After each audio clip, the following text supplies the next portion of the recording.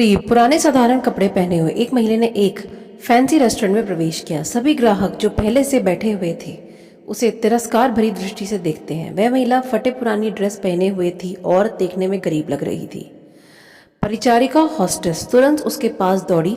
उसने यहाँ तक कि अपनी घृणा को छिपाने की कोशिश भी नहीं की। वो बोली, मैडम, आप शायद गलत जगह चली आई हैं। वह बस इतना चाहती थी कि जल्दी से इस बिन बुलाए मेहमान से छुटकारा मिल जाए। महिला ने घबराते हुए उसकी ओर देखा और पूछा कि क्या यह ताज भोजनालय है। डाइनिंग हॉल में मौजूद लोग कानाफूसी करने लगे और उनमें से कुछ ठहाके लगाने लगे। परिचारिका ने दयनीय दृष्टि से महिला की ओर देखा और बोली, आप सही कह रही हो, यह तो है, पर आप क्या चाहती हो मैडम? तुरंत व्यवस्थापक को बुलाओ, असंतुष्ट ग्राहकों में से एक चिल्लाया। मैंने यहाँ पहले से एक टेबल इसलिए नहीं बुक कराई कि कोई भिखारी मुझे खाते हुए देखे। महिला ने अपना सर नीचे कर लिया और धीरे से बोली, मैं तुम्हारा ज़्यादा समय नहीं लूँगी बेटा। मेरा केवल एक अनुरोध है कि आप इस तरफ आइए।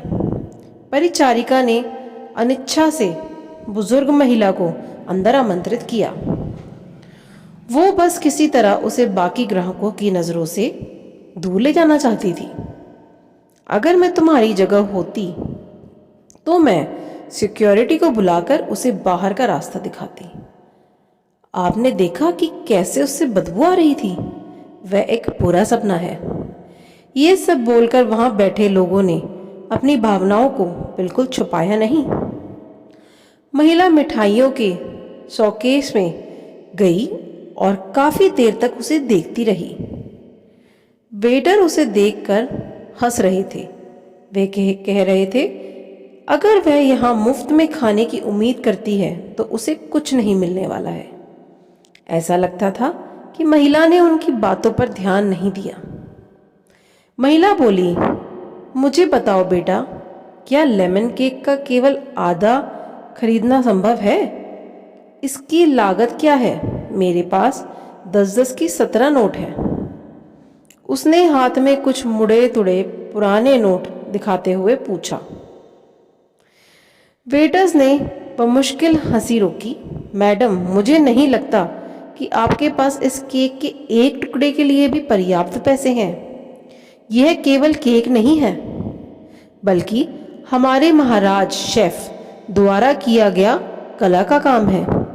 इसके अलावा हम इसे आधे में नहीं बेचते हैं। गरीब महिला शर्मसार हो गई। उसे ऐसा लगा कि उसके अंदर कुछ टूट गया हो। धीरे धीरे वह निराश कदमों से चलते हुए बाहर निकलने लगी। अचानक से रेस्टोरेंट के कोने में अपनी पत्नी के बगल में बैठे सैन्य वर्दी पहने एक व्यक्ति ने बुलाया, मैडम, कृपया यहाँ आओ। आप बहुत निराश लग रही हो। कुछ हुआ है? उसने चेहरे पर मुस्कान के साथ पूछा। मेरी बेटी, वह बहुत बीमार थी। जब वह बच्ची थी तो हम इस रेस्टोरेंट के पास से गुजरते थे और वह काफ़ी देर तक दुकान की खिड़कियों को देखती रहती थी। हमने एक दिन यहाँ लेमन केक खाने का सपना देखा, लेकिन फिर वह बीमार हो गई। मेरे पति चले गए और हम दोनों का पेट पालने के लिए मुझे नौकरी करनी पड़ी। मेरे पास इलाज जारी रखने के लिए पैसे नहीं हैं, इसलिए अब मैं उसके लिए कुछ भी नहीं कर पा रही हूँ। तो मैंने सोचा कम से कम उसे ये केक ही ला दूँ, लेकिन मेरे पास केवल 10 की ये 17 नोट है। इतना कहते हुए उसकी आंखों से आंसू बह निकले।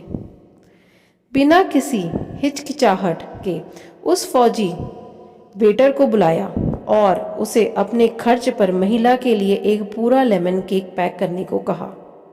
उन्होंने महिला से कहा, आज 17 साल हो गए हैं जब हमने अपने बेटे लक्ष्य को खोया था।